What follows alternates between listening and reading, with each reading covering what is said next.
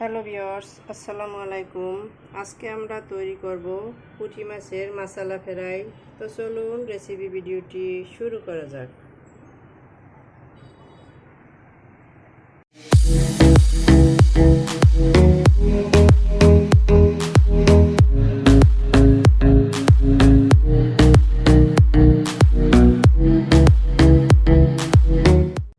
এটা তৈরি করার জন্য শুরুতেই এখানে মেইন উপকরণ পুঁটি মাছ। আমি এখানে প্রায় 300 গ্রামের মতো পুঁটি মাছ নিয়ে নিয়েছি। এটাকে কেটে ধুয়ে পরিষ্কার করে নিয়ে নিয়েছি।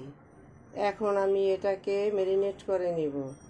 এজন্য দিয়ে দিচ্ছি শুকনো মরিচের গুঁড়া, হলুদের গুঁড়া, লবণ দিয়ে দিচ্ছি স্বাদ মতো।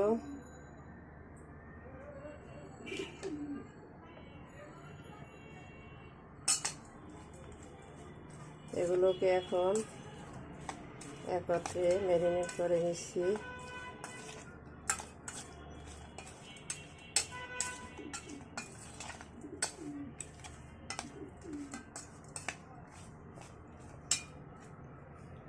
ম্যারিনেট করা হয়ে গেছে, দেখতেই পাচ্ছেন।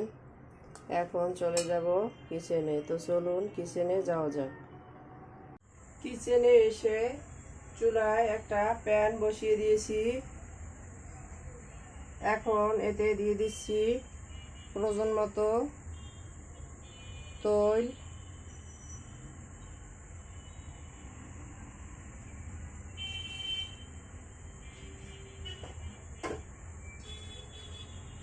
তৈলটা গরম হওয়ার জন্য অপেক্ষা করব।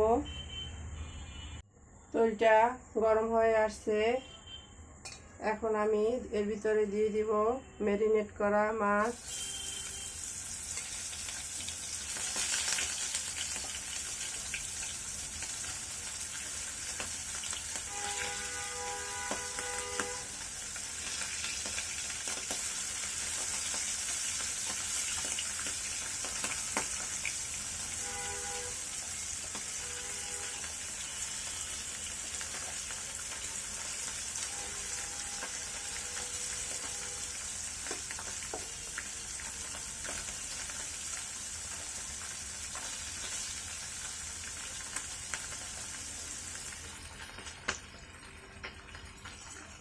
আমি এক ব্যাচ মাছ দিয়ে দিয়েছি। এখন অপেক্ষা করব এর এক সাইড লাল হওয়ার জন্য। এখন আমি মাছগুলোকে উল্টে দিব।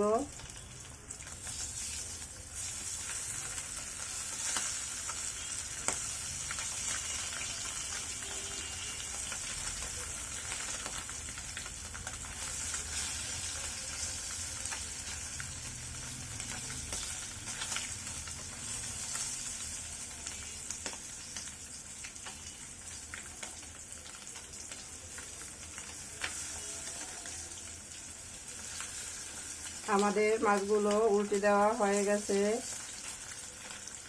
অপর সাইডটা আমি একইভাবে লাল লাল করে ফ্রাই করে নিব। ফ্রাই করা হয়ে গেছে। এখন আমি এগুলোকে তুলে নিচ্ছি।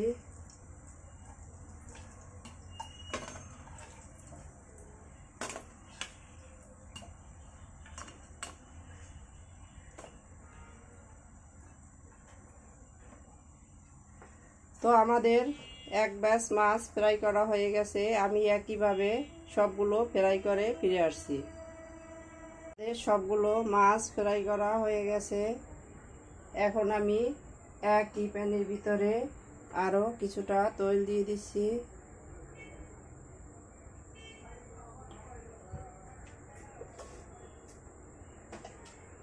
দিয়ে দিচ্ছি কুচি করে রাখা পেঁয়াজ। মাঝারি সাইজের দুইটা পেঁয়াজ আমি কুচি করে দিয়ে দিলাম। অপেক্ষা করব পেঁয়াজটা নরম হওয়ার জন্য।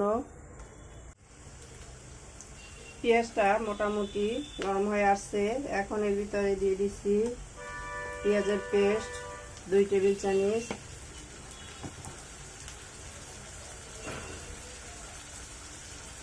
অতি সামান্য পেঁয়াজ রসুন আদা রসুনের পেস্ট। আদা রসুনের পেস্ট খুব বেশি দেওয়া যাবে না, তাহলে মাছ থেকে গন্ধ আসবে। আমি খুবই সামান্য দিয়ে দিচ্ছি।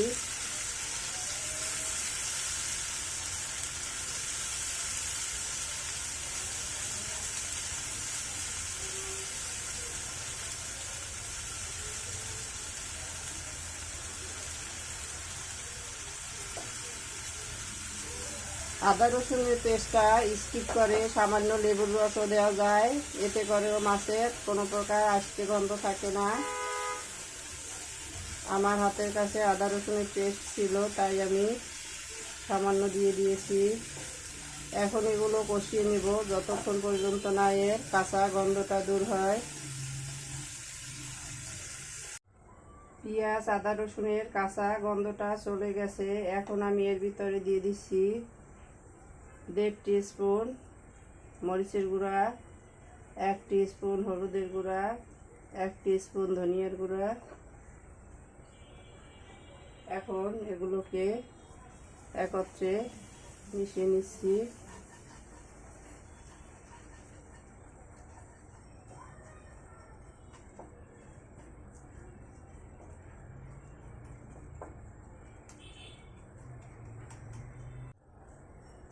এর ভিতরে সামান্য পানি দিয়ে দিচ্ছি, যাতে করে এর কালারটা জ্বলে না যায়।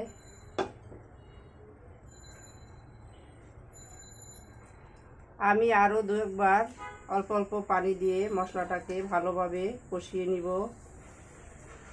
মশলাটা ভালোভাবে কষানো হলে মাছের স্বাদটাও ভালো আসবে। তো ফিরে আসছি মশলাটা ভালোভাবে কষিয়ে নেওয়ার পরে। মশলাটা খুব ভালোভাবে কষিয়ে নেওয়া হয়ে গেছে, দেখতেই পাচ্ছেন। এখন আমি এর ভিতরে দিয়ে দিচ্ছি প্রয়োজন মতো পানি।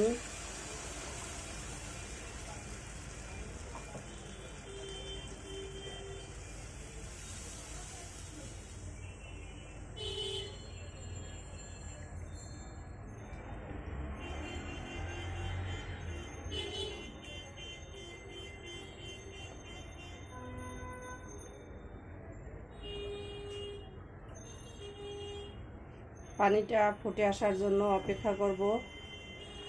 এটা ফুটে উঠেছে। এখন এর ভিতরে দিয়ে দিব বড় সাইজের একটা টমেটো, এটা আমি কুচি করে রেখেছি, দিয়ে দিচ্ছি।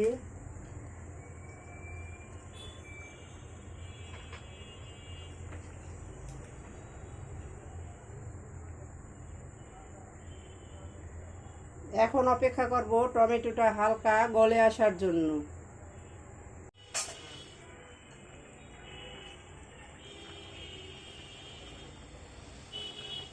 টমেটোটা নরম হয়ে আসছে। আমি এখন এর ভিতর দিয়ে দিচ্ছি স্বাদ মতো লবণ। আমি মাছ ম্যারিনেটে লবণ দিয়েছি, সেটা বুঝে লবণটা দিতে হবে। আর আমি যে টমেটোটা দিয়েছি, এটা কেউ চাইলে পেস্ট করে দিতে পারেন।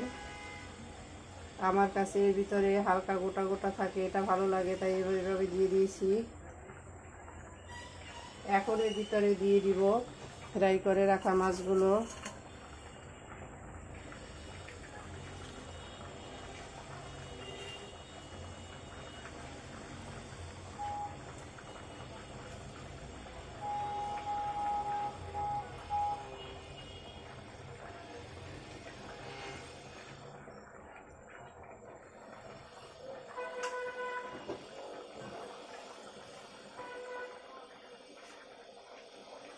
সবশেষে এর উপর দিয়ে ছড়িয়ে দিব কুচি করে রাখা ধনিয়া পাতা।